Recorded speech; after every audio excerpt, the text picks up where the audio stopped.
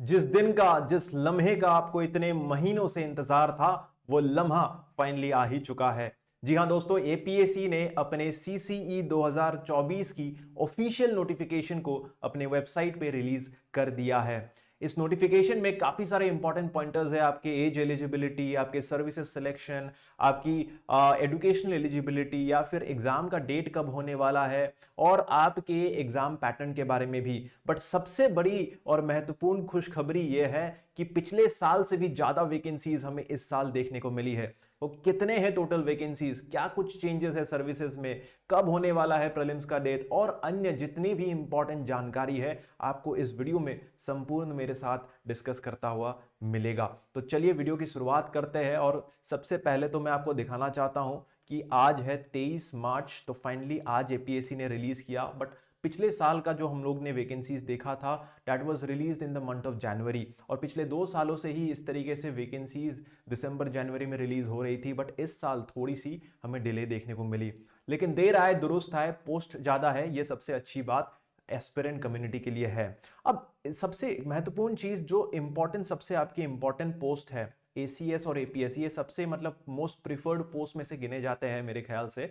तो उसमें एक चीज अच्छी है कि पिछले साल भी 45 वैकेंसीज थे इन सीसी 2023 एसीएस में, अगर आप देखेंगे, और इस साल भी बरकरार रखा गया है उस नंबर को। और जनरल वालों के लिए अच्छी खबर है कि पिछले साल 21 वैकेंसीज, ठीक है, 21 प्लस 6 का यहां पे मात्रा था, एंड 6 रिजर्व फॉर वुमेन थे, और इस साल उसको बढ़ा के 24 एंड 7 कर दिया गया है। तो कहीं ना कहीं रिजर्वेशन रोस्टर के अनुसार जनरल वालों के लिए यह साल थोड़ा अच्छा होने वाला है।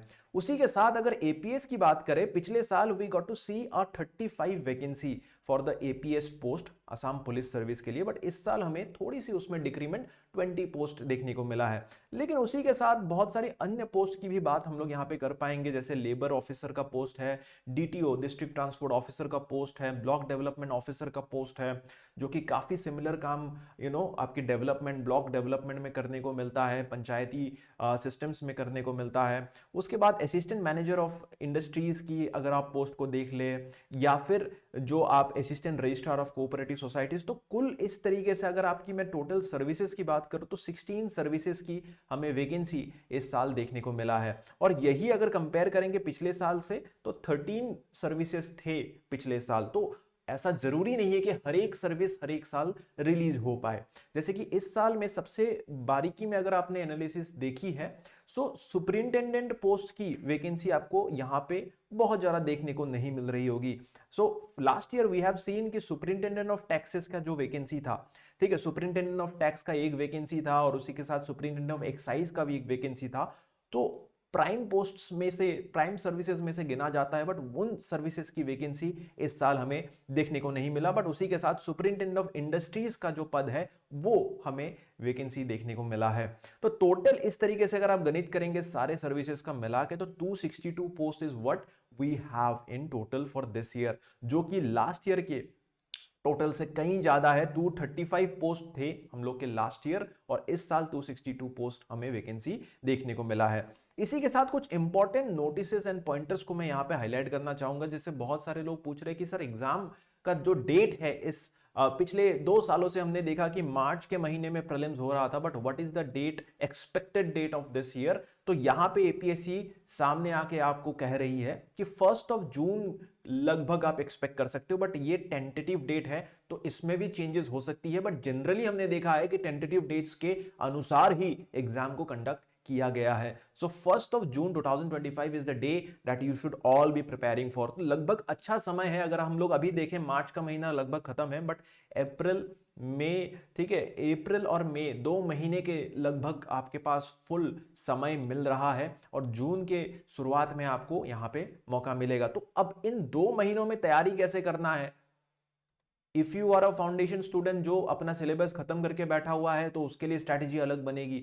If you are a student जो कि सेल्फ स्टडी कर रहा था, उसके लिए स्ट्रैटेजी अलग बनेगी। या फिर कुछ जो ऐसे प्रत्याशी है जो क्रैश कोर्स के माध्यम से अपनी रिविजन्स को करना चाहता है, या टेस्ट सीरीज के माध्यम से करना चाहता है, उनकी स्ट्रैटेजी अलग बनेगी। अगर इस तरीके के वीडियोस, इस तरीके के स्ट्रैटेजी आपको जानना है हमसे, तो आप कमेंट सेक्शन में बता सकते हो। लेकिन आज की वीडियो में स्ट्रैटेजी डिस्कस के अलावा हम लोग इंपॉर्टेंट पॉइंटर्स बताएंगे जाएंगे इस एग्जामिनेशन में जो आपको लिखने में या फॉर्म फिलअप में जरूरी पड़ने वाला है। तो if you are a first time aspirant, ध्यान से सुनिएगा, आपकी जो मेंस की एग्जामिनेशन होगी वो सिर्फ गुवाहाटी में होगी, ओनली गुवाहाटी में होगी। लेकिन प्रीलिम्स के बहुत सारे ऐसे सेंटर्स हैं जैसे आमीनगांव, बोरपेटा, बोंगाईगांव, आप पूरी लिस्ट यहाँ पे पढ़ सकते हो। तो प्रिलिमिनरी आप अपने होम टाउन के आसपास के सेंटर में जब भी फॉर्म फिलअप कर रहे हो आप सेलेक्ट कर पाएंगे, बट मेन्स आपको गुवाहाटी में ही आके लिखना होगा, ठीक है। उसी के साथ अगर पे एंड पर्क्स की बात करेंगे तो एसीएस और एपीएस में कोई भी हम लोग को यहाँ पे पे एंड पर्क्स की डिफरेंसेस देखने को नहीं मिली है।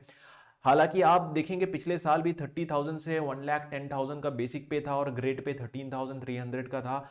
तो प्राइम सर्विसेज में एपीएस को भी हमने देखा था एट पार एसीएस लाया गया था, और बाकी जो सर्विसेज है, ग्रुप ए सर्विसेज है, उसमें ग्रेड पे हालांकि थोड़ा सा कम है, 500 रुपए कम रखा जाता है, 600 रुपए कम रखा जाता है, बट उसके अलावा जो आपका पे बैंड है या बेसिक पे है वो 30,000 टू 1,10,000 ही सेम रखा गया है। बट जो लोग यहाँ पे टॉप सर्विसेज को नहीं ले पाते हैं तो उनकी after this service assistant registrar officer of assistant research officer of minorities development board या इंस्पेक्टर ऑफ टैक्सेस, इंस्पेक्टर पद में आपकी थोड़ी सी पे स्केल जो है यहाँ घट जाती है, 30,000 1,10,000 से घट के 22,000 और 97,000 तक की होवर करेगी आपकी प्रमोशंस के आधार पे।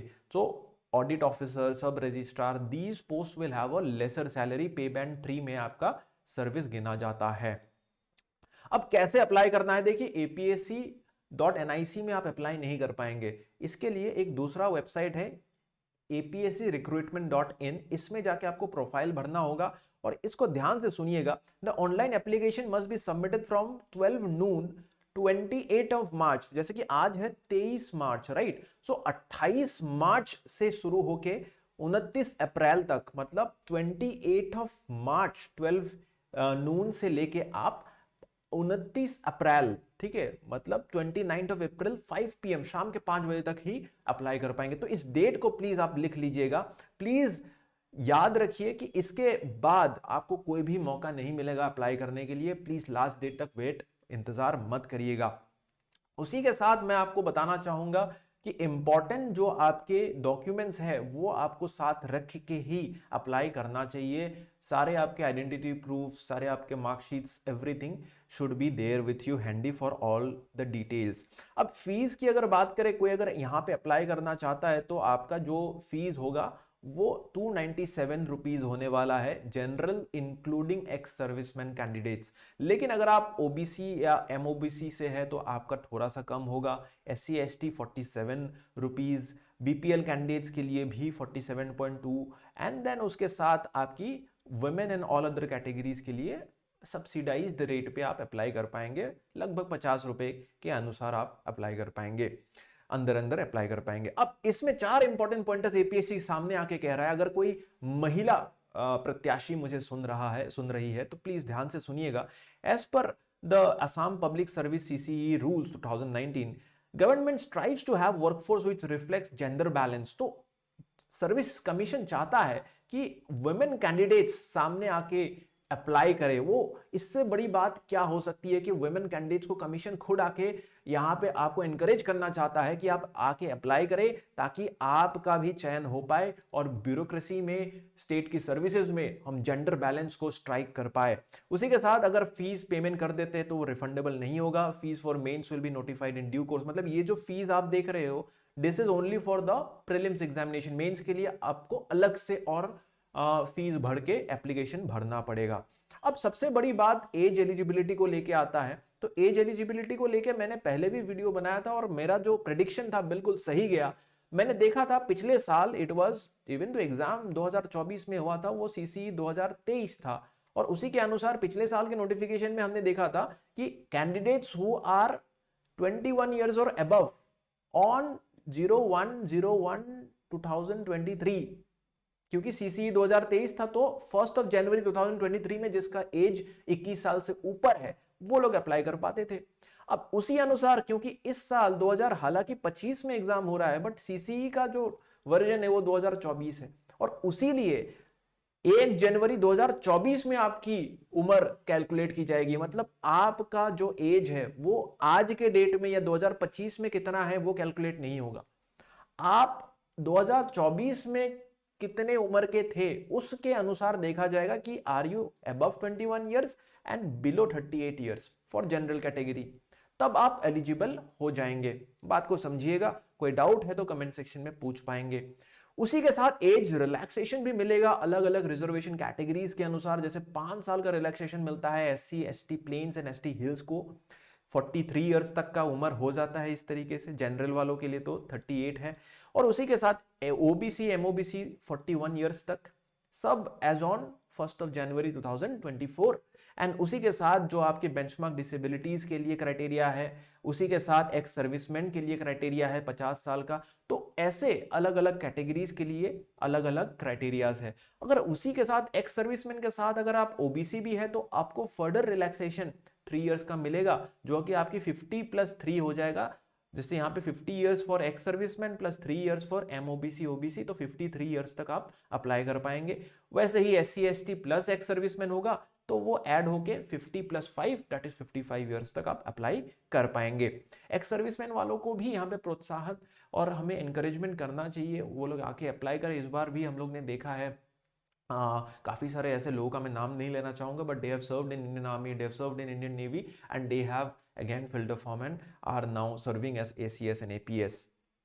उसी के साथ दोस्तों यहाँ पे आपको यहाँ पे एपीएससी आके कह रहा है the candidate should be able to speak SMEs और अदर ऑफिशियल लैंग्वेज और associate official language of state और any tribal language of the state. मतलब आपको राज्य की भाषा के ऊपर एक अच्छी पकड़ होनी पड़ेगी। जो भी राज्य का यहाँ पे प्रचलन है जिन भाषाओं का, उन भाषाओं में से कोई एक भाषा तो आपको अच्छे से आना चाहिए, ठीक है। और उसी के साथ आपको डिस्ट्रिक्ट एम्प्लॉयमेंट ऑफिस के साथ भी रजिस्ट्रेशन होना चाहिए and you should be original inhabitant of Assam, ठीक है। तो आपको मतलब कोई भी बाहर के आदमी को यहाँ पे अप्लाई करने की अनुमति नहीं दी जाती है। You should be original inhabitant of Assam, this is what the commission has to mention about yourself, ठीक है। उसी के साथ स्टेजेस ऑफ एग्जामिनेशन में अगर हम देखें प्रीलिम्स मेंस एंड इंटरव्यू की स्टेज में कोई भी फर्क हमें देखने को नहीं मिला। जब हमने यहाँ पे एनालिसिस की तो जनरल स्टडीज 1 और 2 दो पेपर होंगे, 200-200 नंबर, 2-2 घंटे का पेपर होगा and paper 2 is only qualifying in nature, जो सीसैट का पेपर है। और उसी के साथ आपका यहाँ पे देखा गया है कि ये एमसीक्यू फॉर्मेट में ही कंडक्ट होगा, ठीक है। और इसी में जो निगेटिव मार्किंग है 4 ऑल्टरनेटिव्स का 1/4 मार्क मतलब 25% डिडक्ट होगा। तो निगेटिव मार्किंग जो क्राइटेरिया है वो भी सेम ही रखा गया है, -0.5 मार्क्स मिलेंगे आपके हर एक गलत आंसर के लिए और +2 मिलेगा आपको हर एक सही आंसर के लिए। उसी के साथ आपको मेंस के पर्याय में अगर आप देखेंगे तो 11 to 12 टाइम्स द वैकेंसी, मतलब अगर हम लोग की वैकेंसी 262 है तो इनटू 12 कर सकते हो आप। तो जो भी नंबर इसमें सामने आता है उतने लोग मेंस लिखेंगे इस साल। मतलब नंबर ऑफ वैकेंसी से आप 11 to 12 times based on what the commission once, उसके अनुसार आपका number of candidates will be qualified for mains exam. अब मेंस में 6 पेपर होंगे आपके, पहला पेपर एसए का होगा 2 और बाकी 5 पेपर जनरल स्टडीज के होंगे। सिलेबस अगर आपने नहीं देखा है उसका वीडियो हमने ऑलरेडी बना रखा है, go and check that video of APSC syllabus and how to understand APSC by Chinmay sir.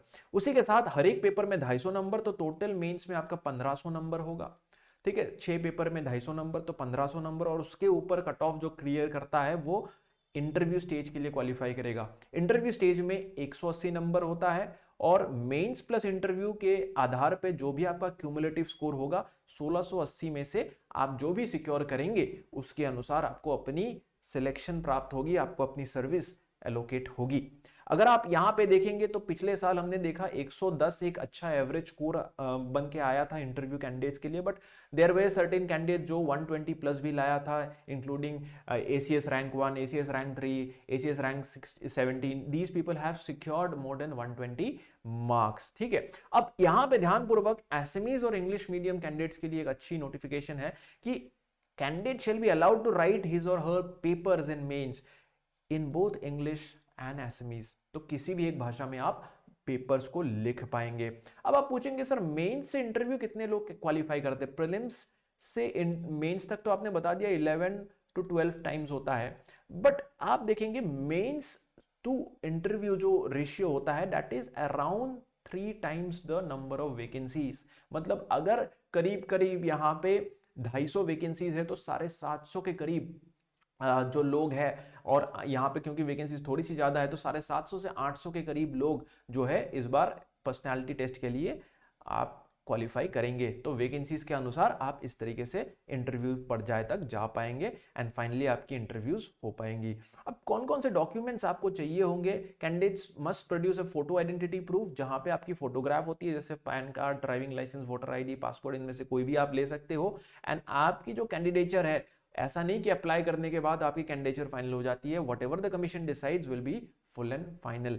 तो ये था आपका मोर और लेस जो भी इंपॉर्टेंट डॉक्यूमेंट्स है। इसके साथ आप अपेंडिक्स को पढ़ सकते हो अगर आप फिजिकली डिसेबल्ड हो, आपकी अगर पेमेंट गेटवेज को लेके कुछ जानकारी चाहिए, तो these are the information that you can follow. But more और लेस सबसे इंपॉर्टेंट जो चीज है, this is the bumper motivation that all of you can get from this years vacancy, की पिछले साल की मुकाबले में वैकेंसी ज़्यादा आई है। तो यार जिस भी स्टेज में आप हो, अगर आपने पहले इंटरव्यू दे रखा है, अगर आपने पहले मेंस दे रखा है, अगर आप पहली बार अटेम्प्ट कर रहे हो, सबको अपनी स्ट्रैटेजीज अब अच्छे से बनानी पड़ेगी। और जो डिमोटिवेशन का शिकार हो चुका था, बहुत लोगों के मैसेजेस आते थे मुझे जो कह रहे थे कि सर एग्जाम तो डिले हो गया है, क्या करें अब, कैसे पढ़े क्या नहीं पढ़े। तो it's now high time that you pull up your socks and keep studying for these 2 months rigorously. मतलब ये 2 महीनों में अपने आप को बेस्ट आपका देना है। और किस तरीके से हम आपकी मदद करने वाले हैं, इन सब को लेके भी हम लोग कुछ वीडियोस आपके लिए लाएंगे शॉर्टली।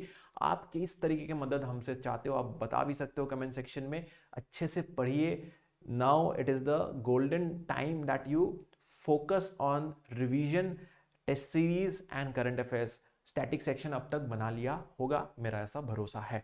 बाकी बेस्ट विशेस हमारे तरफ से, पूरे एसपीएम फैमिली के तरफ से। अच्छे से पढ़िए, एग्जाम अच्छा होगा, प्रीलिम्स क्रैक करेंगे, मेंस के लिए तैयारी होगी एंड इंटरव्यू भी क्रैक कराने तक आपके साथ हम लोग बने रहेंगे। आज की वीडियो में इतना ही था। इसके अलावा कुछ भी अगर आपको जानकारी चाहिए, do let us know. Thank you, all the best and keep rocking. Bye bye.